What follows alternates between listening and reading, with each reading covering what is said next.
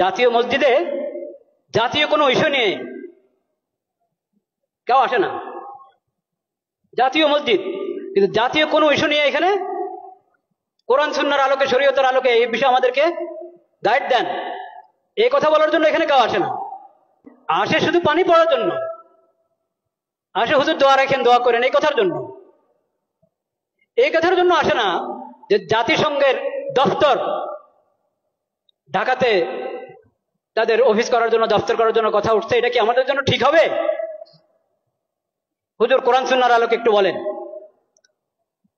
এটা লালবাগ শাহী মসজিদের খতিবের কাছেও যায় নাই, চকবাজার শাহী মসজিদের খতিবের কাছেও যায় নাই, আন্দরকিল্লার খতিবের কাছেও যায় নাই, বয়তুল মোকাররম জাতীয় মসজিদের খতিবের কাছেও আসে নাই। কেন? আল্লাহ ইমাম এবং খতিবকে কেন ইমাম বানিয়েছেন এটা তারা জানেই না, বুঝেই না। একটা ধর্ম মন্ত্রণালয় আছে, ধর্ম মন্ত্রণালয়ের মধ্যে একজন আলেমকে বসানো হয়েছে, মাশাআল্লাহ, খুশির বিষয়, বিজ্ঞ আলেম, কোরআন সুন্নাহর আলেম। তো যে কোনো বিষয় দেশের প্রথমত ধর্ম মন্ত্রণালয় থেকে অনুমোদন নিতে হবে, ধর্মীয় দিক থেকে এখানে আপত্তি আছে কিনা, এই বিষয়ে ধর্মের নির্দেশনা কি, ওখান থেকে প্রথম অনুমোদন নাও, তারপরে অন্য ফয়সালা, অন্য মুশওয়ারা।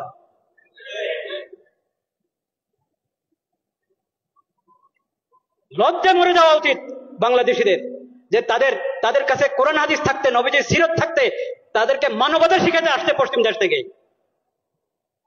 লজ্জা মরে যাওয়া উচিত।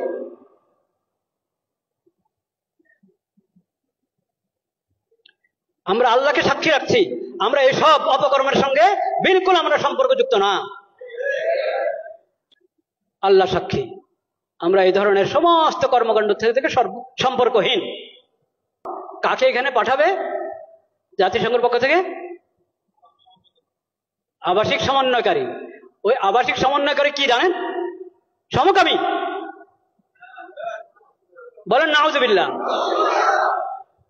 এখন ওখান থেকে প্রস্তাব পাঠানো হয়েছে, এখান থেকে হ্যাঁ বলতে আর কতক্ষণ লাগবে আল্লাহ জানেন।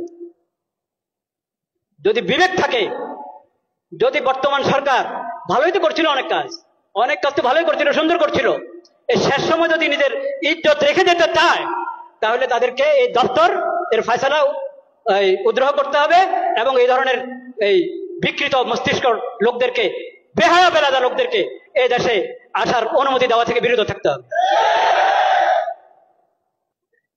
শেষ সময় নির্বাচনের ঘোষণা করে এখন নিজের ইজ্জত নষ্ট করবেন আপনারা?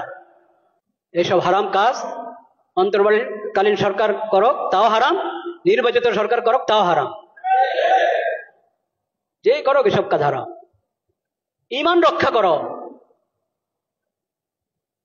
ঈমান রক্ষা করো, চরিত্র রক্ষা করো।